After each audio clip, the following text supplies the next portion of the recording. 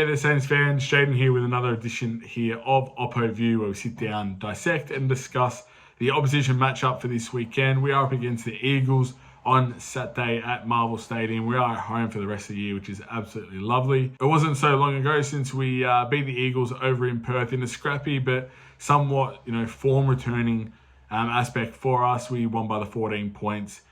Kicking 82 points as a game as well, which was one of our highest for the year. There was a few outs for the Eagles that game, so they are a slightly different team on paper, but also form-wise as well, given that they have a new caretaker coach that started last week, and they started pretty strong. They only lost by, I think it was 13, 14 points against the Lions, which is a pretty strong effort, even at home. They've still got damaging players across the ground. Harley Reid, we know what he can do. We saw it against us in the first half of that game only 5-6 weeks ago. His clearance work, his inside work, and then his outside ability just to get the ball to the people with good hands and really deliver the ball well. And he's an X factor. He's a crowd igniter. Every time he touches the ball, everyone sort of waits to see what's going to happen. So he can be really damaging. Elliot Yeo had a really stellar game against us last time. I think he's a really underrated mid in the AFL. 27 touches, 7 tackles, and 8 clearances as well. And he can get on the scoreboard. He only keeps the 2 behinds against us, but his impact on the scoreboard can be quite damaging. And he gets a goal or 2, then that's going to help them get a long way. So what worked well last time, obviously tagging Harley Reid was extremely important. I thought the ball movement we used last time was a lot better.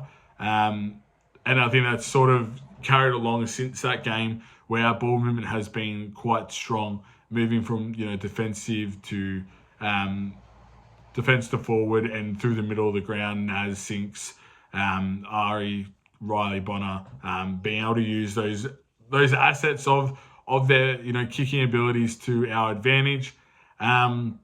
What worked really well last time was Mason Wood going forward. We were looking a little bit depleted in the forward line.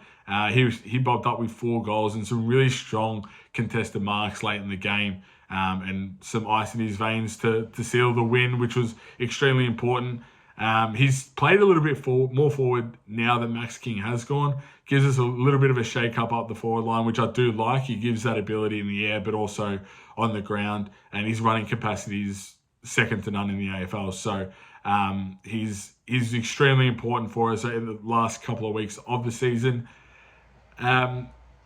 Clearance work last time out, we actually did beat the Eagles in clearance. Center clearances were still a little bit poor in, but if we can continue that mantra, especially in the middle of the ground, then we should be able to control the game, control the tempo, and really hit the scoreboard. I think we missed an opportunity, against the Crows. We dominated the first half of the game, but just couldn't put it on the scoreboard, and then they were able to come out in the second half and really capitalise the wet weather footy. So hopefully being back under the roof at Marvel, we should be a lot better. Some key matchups that I'm looking for, probably that McGovern to Mason Wood. They've still got really good intercept defenders. Liam Duggan will be out with concussion, but you still got McGovern, Barris, and Cole. So I think McGovern may stick to Wood at the start, just so that way he can float off and be that intercept guy. If he doesn't do it, Barris will do it. One of them will do it. So we've got to really narrow our short leads and lower the eyes and make sure that we can hit our targets up forward. Up their forward line, Jake Waterman's been in some really good form this year. Stellar season. Missed the last game against us through injury, but he should be back this weekend. So probably he's a hard matchup because he's that sort of third tall forward height where you don't want to put a key back on him. Like I wouldn't put Dougal Howard on him. I'd probably put Wilkie or Josh Battle, so that way they can match with his athleticism, his eagerness, his toughness, but also his aerial ability as well. Jimmy Webster will go to Jamie Cripps. Jamie Cripps always has the field day against us. He's an absolute sharpshooter. Loves playing at Marvel against us as well. So Webster to him. And then in the middle of the ground, I'd love to see Jack Steele go to Elliot Yeo.